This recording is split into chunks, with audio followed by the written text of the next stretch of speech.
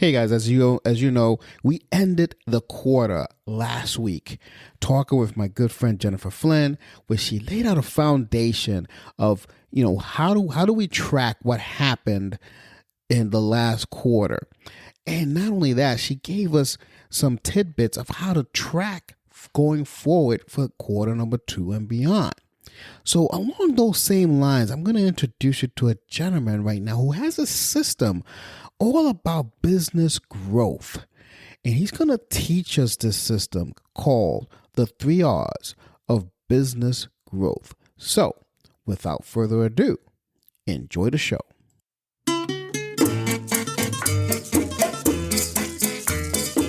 Hello, and welcome to Marketing Solutions for Local Businesses, the podcast where you will discover all the latest and greatest digital marketing tools, tips, and strategies you will need to implement in order to stay ahead of your competition. If you are not getting the results you are looking for from your digital marketing efforts, this is the podcast for you. And now, here's the host of our show, the local business guy himself, Frank Deming. Hello, everyone. This is Frank Deming, the local business guy, and welcome to another episode of Marketing Solutions for Local Businesses. Happy Wednesday.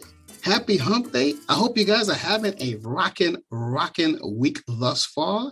Today, as I said in the pre-intro, I have a gentleman that's going to rock your world, who's doing some great things here in the business arena for all of us here in business and local businesses, small businesses, et cetera, et cetera. He's going to teach us the 3 R's of business.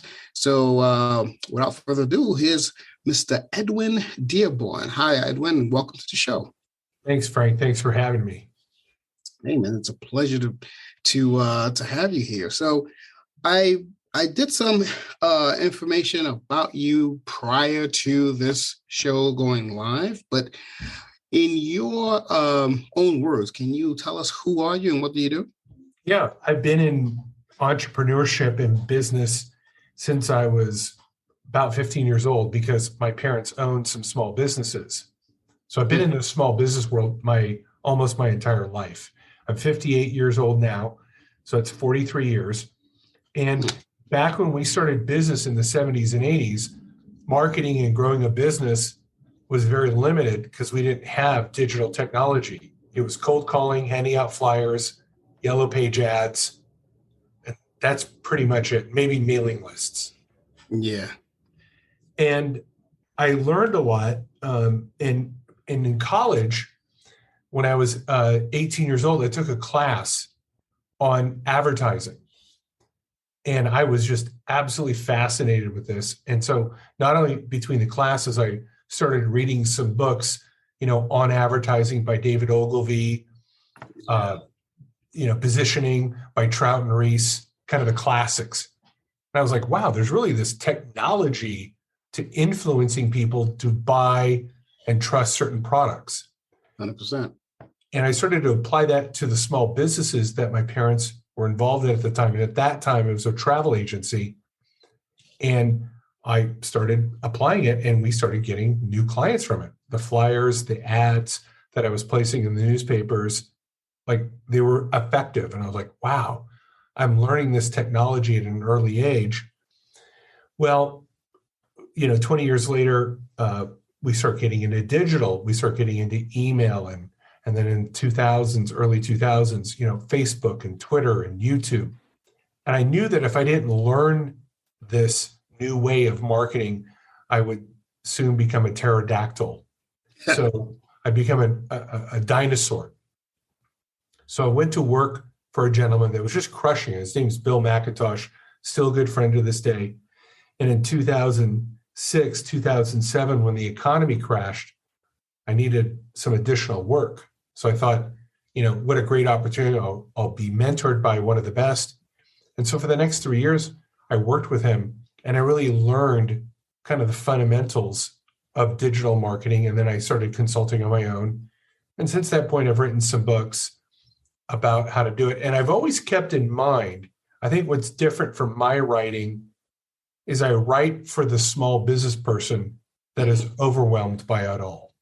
I try to really bring it down to okay, I've got to bring it down to a level that you can actually do what I'm talking about versus just, wow, look at all this stuff and being overwhelmed by it. I find that's the number one thing when I talk to people. What's happening with your marketing? I'm overwhelmed. That's true. That's true. I run into that a lot as well. So I can relate. Interesting. So your main focus, what's your main core business? Well, I sit as a partner on several small businesses. So again, I'm still in the business world, the small business world. I'm a partner in a bookkeeping company. Mm-hmm. I am a board member on a med tech company. I'm also the chief marketing officer for a real estate firm in Beverly Hills called Skymark. Outstanding. And I also have a marketing business, Branded Shareables, which you can get my free ebook, with another partner out of Florida. So I'm very much involved every day in having to make small businesses get new clients. So this isn't some ivory tower author guy. Being an author really is just kind of my side hustle, if you will. Right. But making money through small business is my main hustle. So as I told you guys, I'm talking to the listeners here. At the end of season 2, I told you guys I was going to kick it up a notch in season 3. I was going to bring you some real world people, and here you go. See, you ask and you shall receive. There you go. And Mr. Dearborn here is the real deal. This guy, he can teach us a lot. So let's get into the meat of this episode. I'm just kind of curious. What are the 3 R's of business growth? Because I like simplicity, and so does my audience. So let's rock and roll with that. Yeah, and what's great about these 3 R's of the best source of your new customers and business growth is none of them really require a lot of money or skills.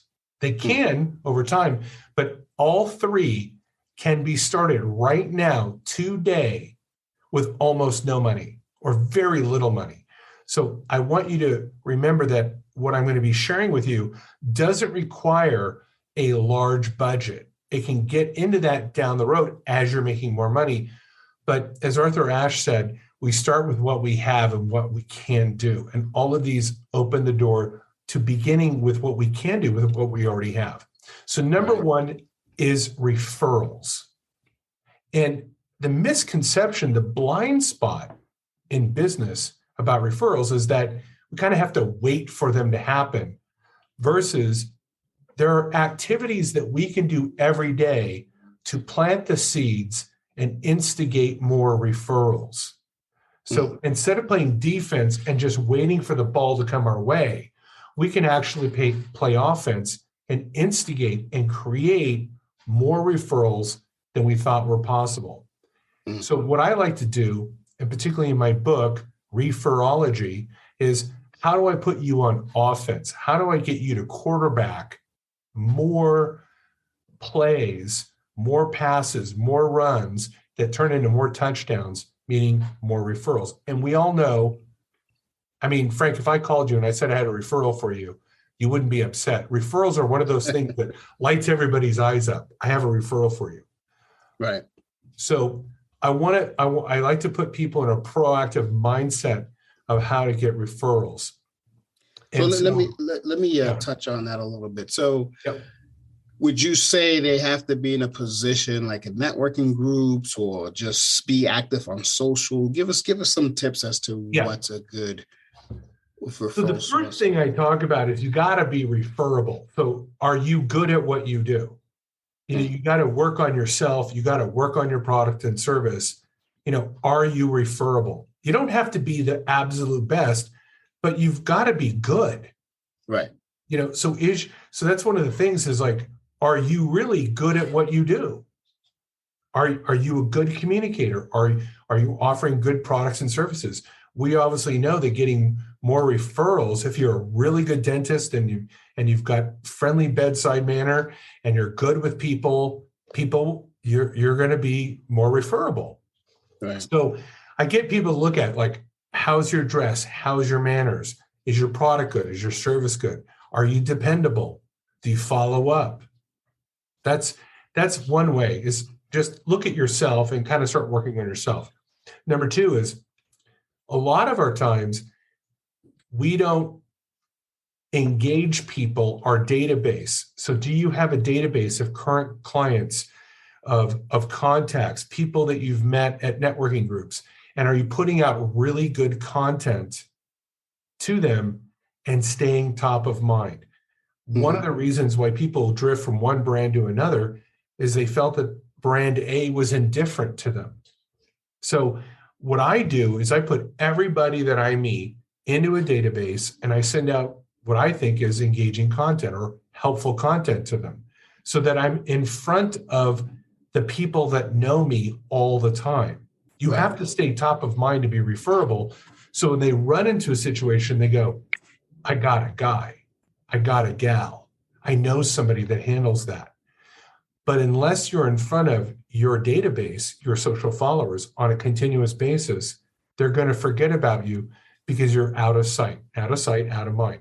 So as you build your followers and lists, either find good content that other people have created and share it to them and be a good gatekeeper of content, or create it yourself. And I'll just give you one tip on what I'm going to tell you what the best content is.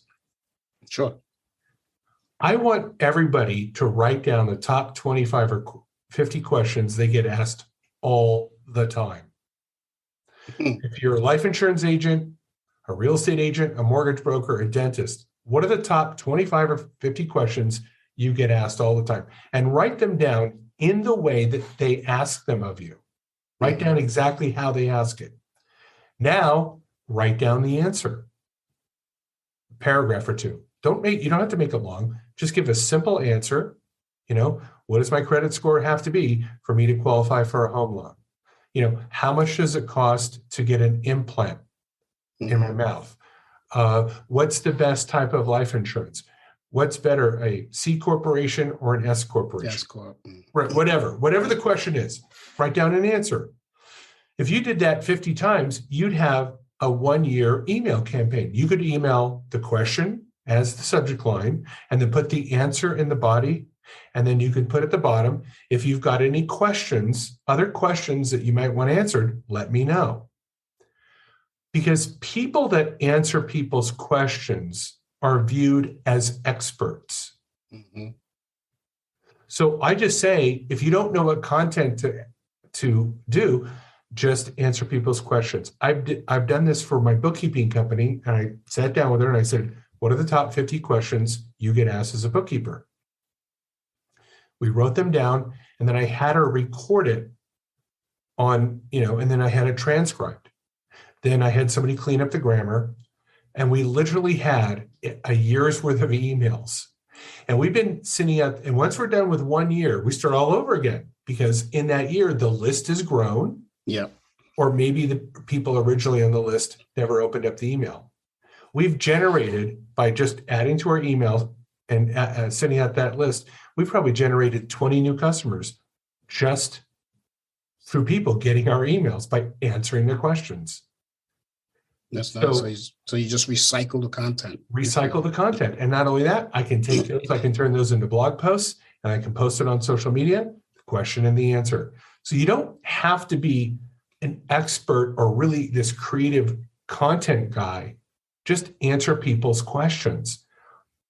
So that's a simple way to stay in front of your database. And if you do that, you're going to get more referrals. So that's the first R. Before you go off to the next R, I have a really quick question for you about referrals. There are many people who I come across, and this was me prior to I'd say 2011 as well, that they say that I am afraid of asking for referrals. Yes. What would you advise my old self and people who are thinking like that right now? Yeah. So, you bring up probably the number one barrier, and this is what I find why people don't like to ask for referrals, is because it comes across like they're begging or they're desperate. So probably, and there's multiple ways, and everybody's got to work out their own way. For me, when I'm working with someone and they're happy with my service, they're demonstrably happy. I can tell that they're winning with what I'm doing. I go, hey, I can see that you're really doing well. Yeah, thanks, Edwin. You've really helped me out.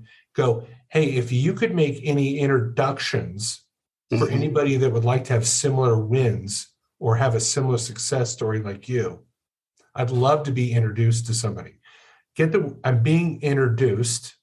I'm not asking for a referral. Right? So it's a little bit more polite to go, would you introduce me to somebody? Introduce me to someone. Would you introduce me into somebody? See, it seems more formal than give me a referral. And I'm doing it at a good time, which is they're doing well with me.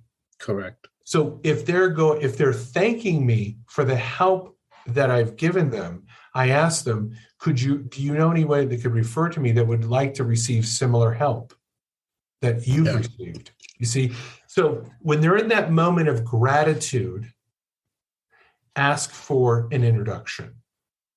Yeah. It's so funny. you said that. I have a person that used to do my email marketing. Before, I used to outsource a lot. Now everything is done in-house. But when I was outsourcing, I hired this company to do my email marketing. And Edwin, I kid you not, before they sent out the first email, they haven't done anything for me yet. And they was already asking me for a referral. Hey, who do you know who think would need, can you do something for me first? Exactly. You bring up a great point. Yeah. I knew a guy who built his business.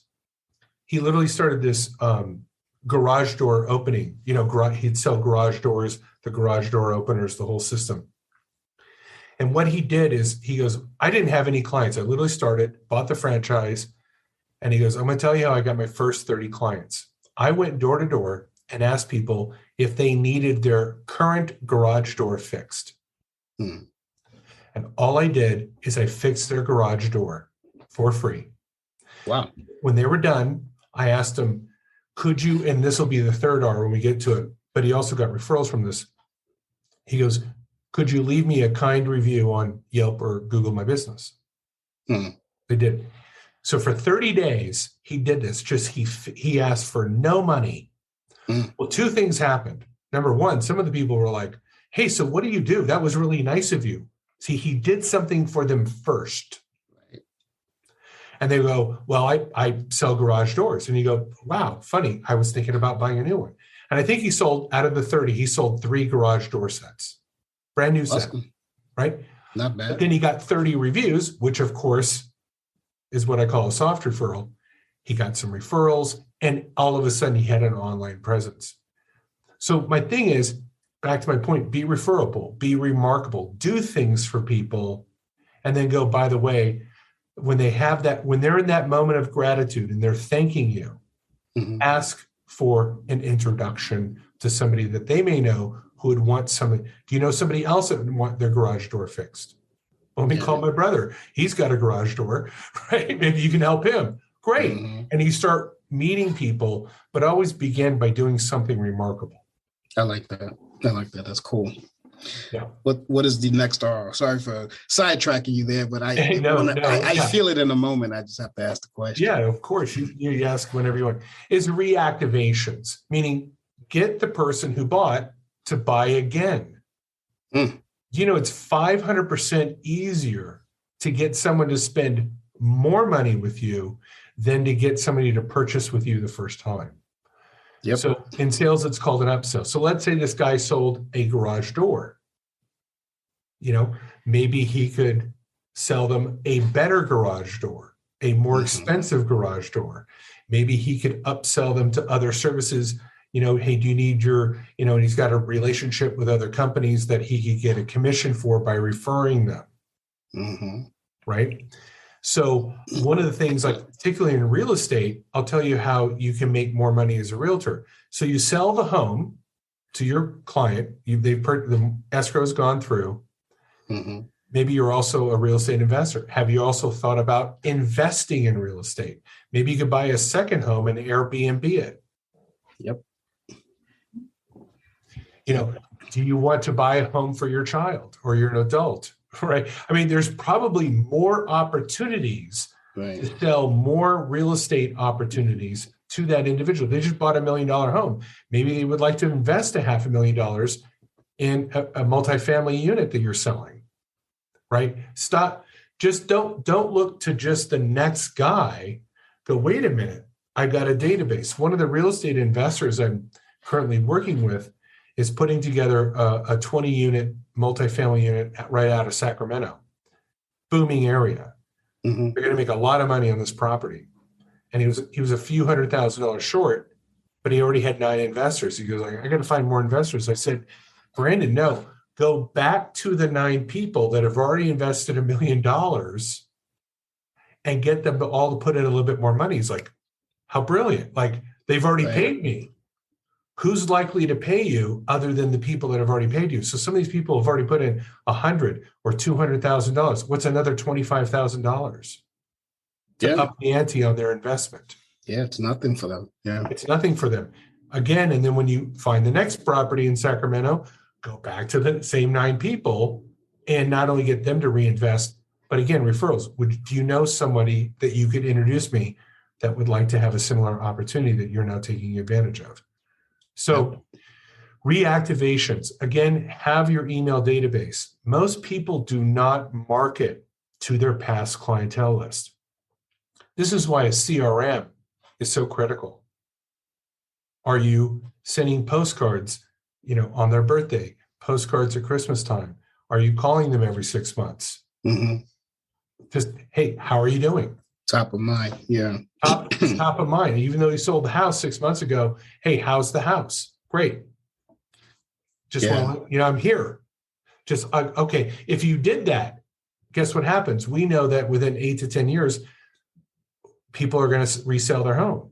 If you've contacted them 16, 20 times over that 8 to 10 years, more than likely you'll be the listing agent once again.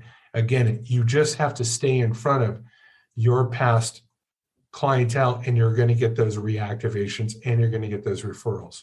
It's funny about that.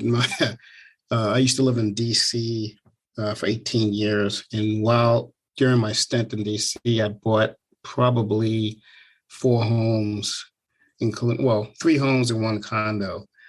And I'll never forget, the first person who sold me the house sold me all of them. And one of the reasons why is because I every year with until today, I moved now. I'm in Jersey though. Yeah. She sends me a happy birthday card on my birthday every year. Yep. And it's amazing. And so she's always top of mind. So for those 4 times that I purchased, she was the one I used.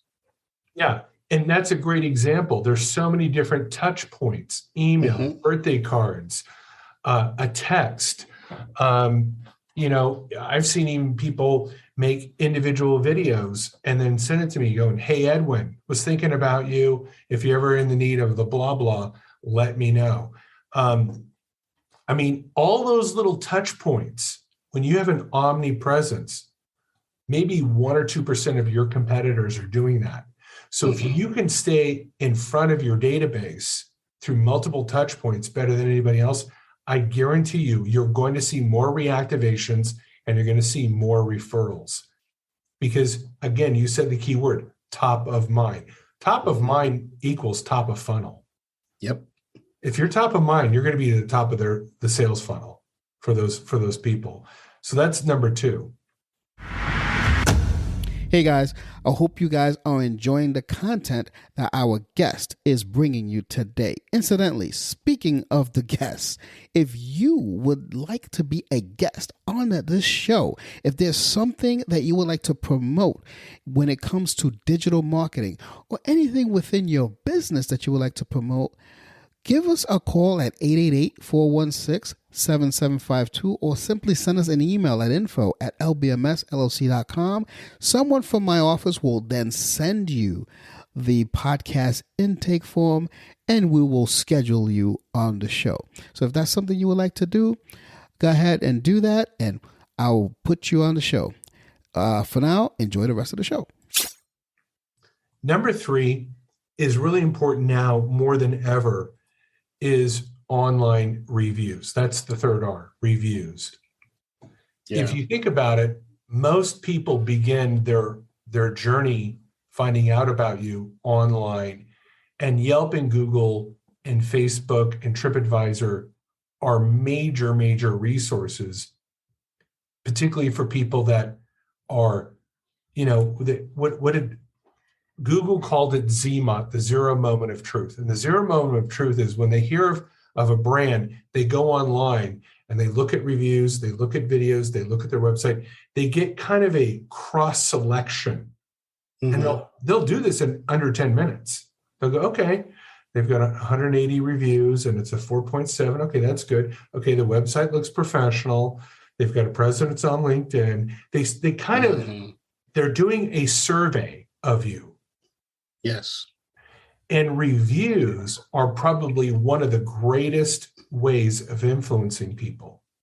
Like for me, when I moved to Las Vegas 5 years ago, I didn't really know anybody.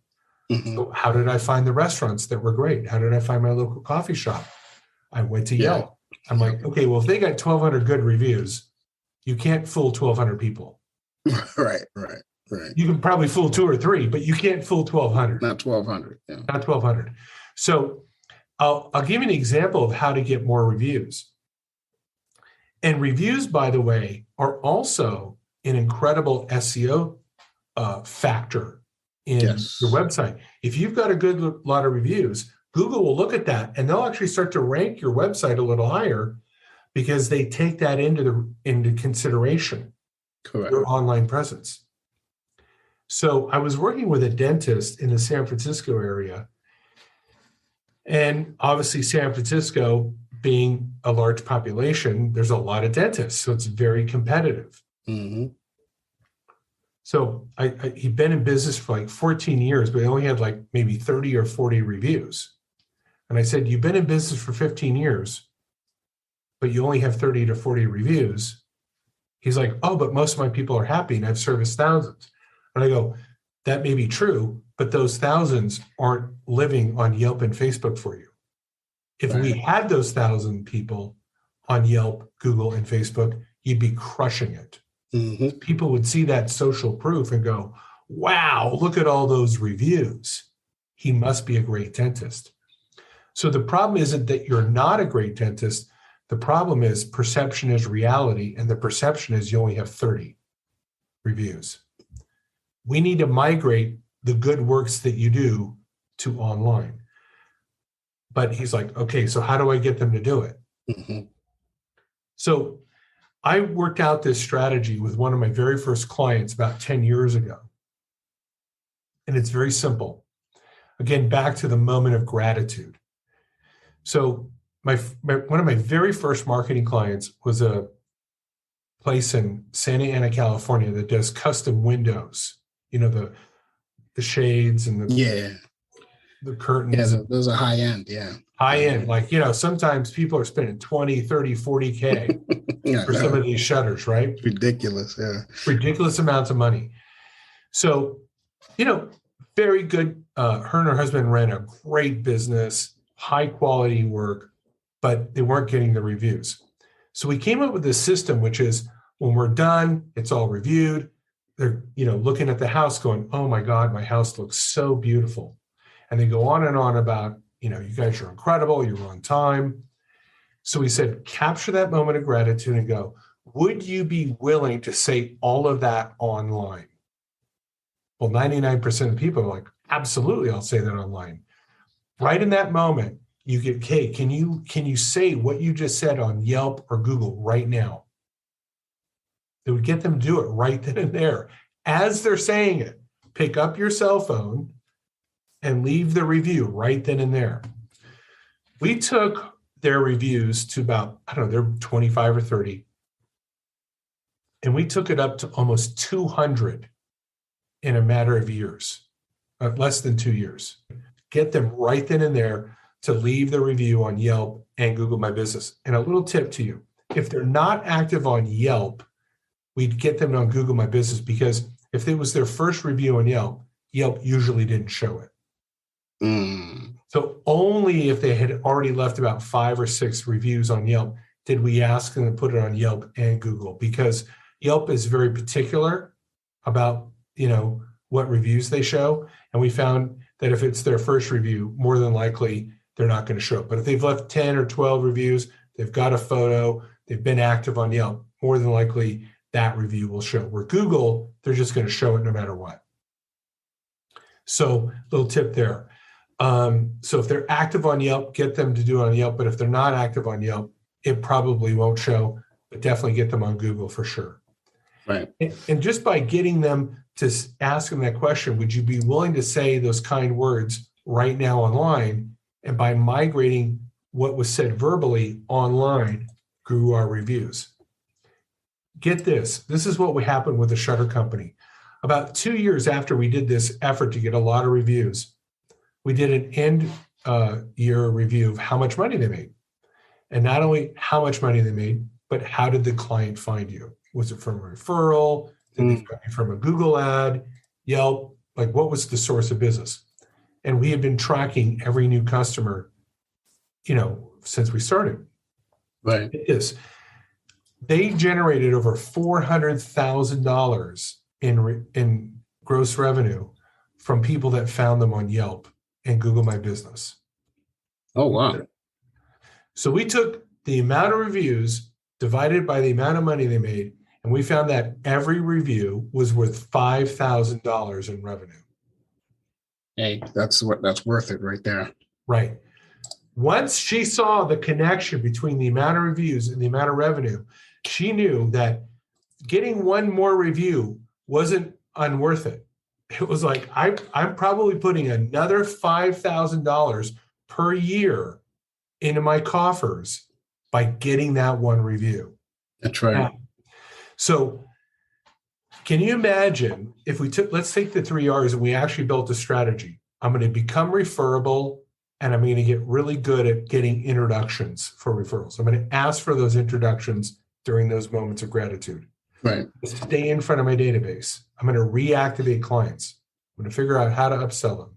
And also in that moment of gratitude, I'm going to leave a digital footprint on Yelp, Facebook, Google My Business. If you did this every week, the little tiny small steps, growing your list, growing your referrals, growing your reviews, what do you think is going to happen to that business in a matter of a couple of years? You should quadruple easily. That's right. That's right. And it's really just a matter of reverse engineering. Okay, how do I do that? What are the principles? What are the policies? What are the daily actions that I do?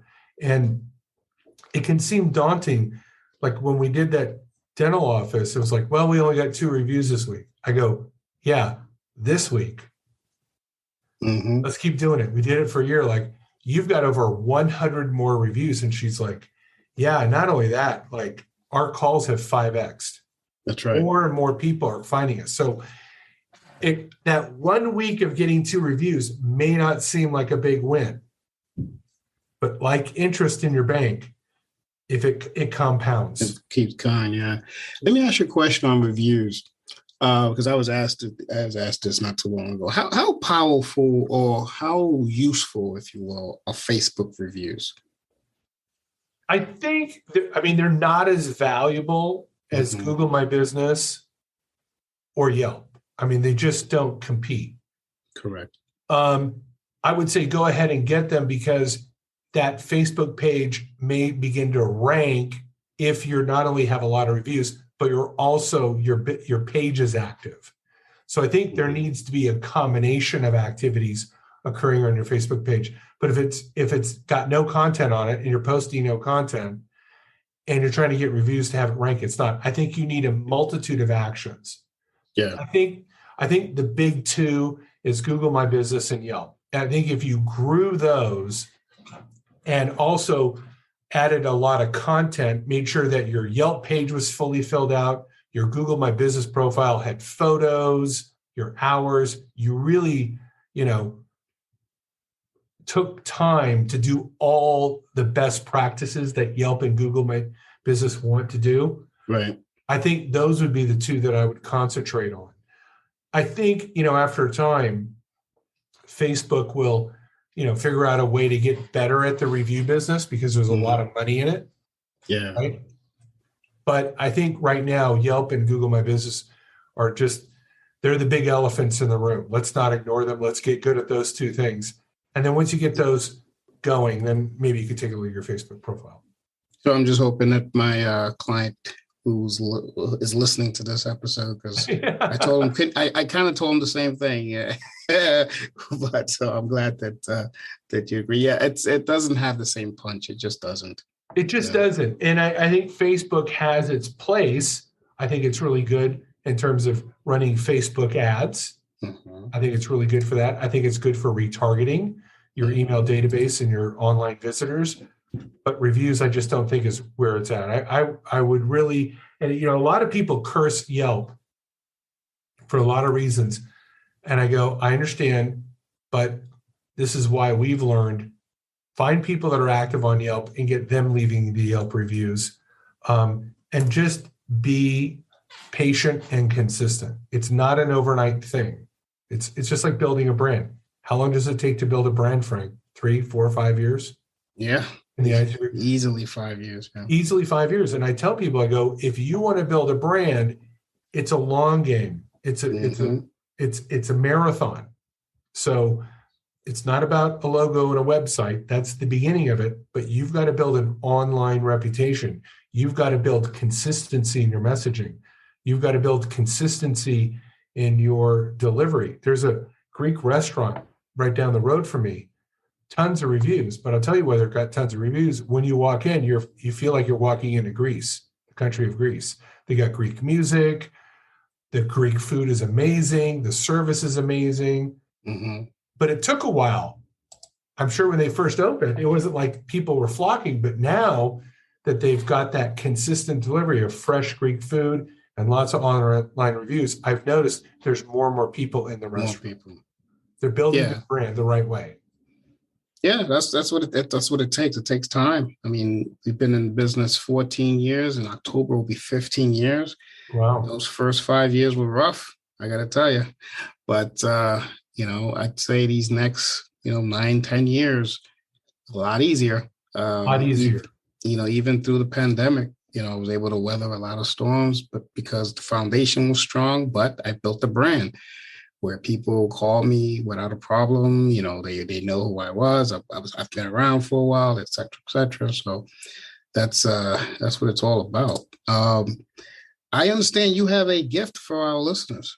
Yeah. If you, I gave you a link, I put it in there. It's basically my free ebook called Referrology. And I go, all these 3 things, I go into bigger depth, but when you go to the link, you're going to see that I also on the website, I have a lot of other free stuff. At the top of my website, Branded Shareables, is a tab called Free Stuff.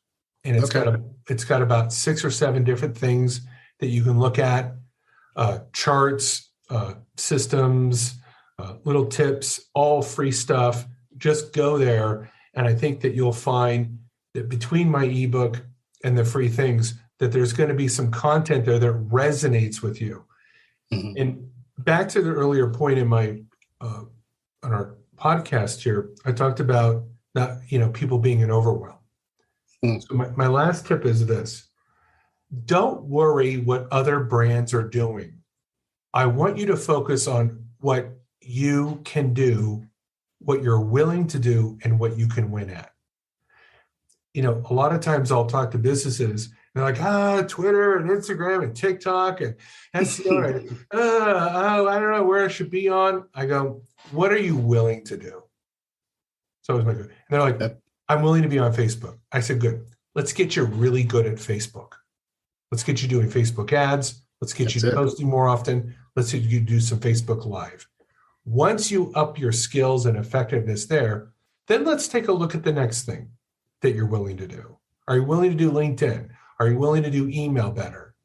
Mm-hmm. Are you willing to put some money into some SEO? And my basic principle is this: if you can't get them having small wins, we'll never get them to having big wins. That's correct. Let's cut back the gradient and let's find out what you're willing to do. Get you good at that. Now that you've got some confidence built, you're like, you know what? I'm pretty good at Facebook. Good. What's the next thing that we're going to tackle? Mm-hmm. And then a year later, they're like, wow, I'm doing LinkedIn. I'm doing live videos. I'm doing Facebook. I'm doing email. Yeah, but we did them in small steps and we eventually got you there. That's how we get people winning with our marketing. It's the only way to do it. I love it. I love that. I love that concept. I love the way to, the way you simplified it, because it's true. Anyone can do it that way if they just concentrate. In terms of your links, I want to drop every single link on the show notes so people can get a hold of you. I'll even put some LinkedIn information in there because you and I are friends on LinkedIn. So I just like for people to check out Edwin Dearborn here. Now, before I let you go, Edwin, is there anything I did not ask you that you think will benefit the audience? That's a great question. I think that I would say this. Anytime you have a problem with something in business, I challenge you to do a deep dive about that topic. It's like Gary Vaynerchuk, one of my heroes in marketing, once said. He goes, if you just went to a remote island and studied something for 50 hours on YouTube videos, you'd probably learn how to do it. Mm-hmm. And whatever question or problem you have, type in that question or problem into YouTube and spend 10, 20, 30 hours learning about it. Mm-hmm. Educate yourself. Ignorance is not bliss. And we live in an era where almost everything is available to you if you're willing to learn. The amount of incredible information by incredible content creators, like individuals like yourself, it's out there. It's the podcasts, the YouTube videos, the information's out there. So don't remain daunted.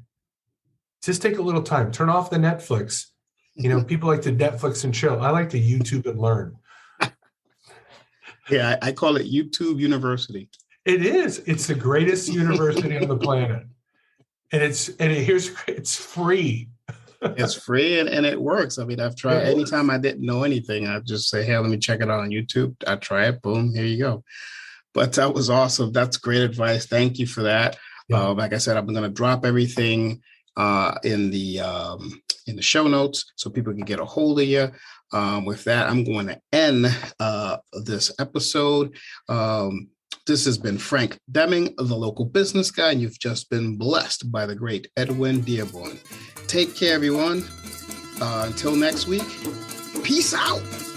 Thanks for listening to another episode of Marketing Solutions for Local Businesses, the podcast where you will discover all the latest and greatest digital marketing tools, tips, and strategies you will need to implement in order to stay ahead of your competition. Don't forget, any links that were mentioned during the broadcast will be available to you in the show notes, so be sure to grab them while you have the chance. Incidentally, if you have any topics that you would like for us to discuss on the show, be sure to send an email to the email provided in the show notes, or click the Contact Us link and let us know what topic you would like us to help you with, and we'll be sure to add it to our schedule. If you would like for Frank and his team to look at your digital marketing presence and give you a free evaluation, simply click the Request a Free Consultation link in the show notes to get a hold of them. That being said, until our next episode, make it a successful digital marketing day. Peace out.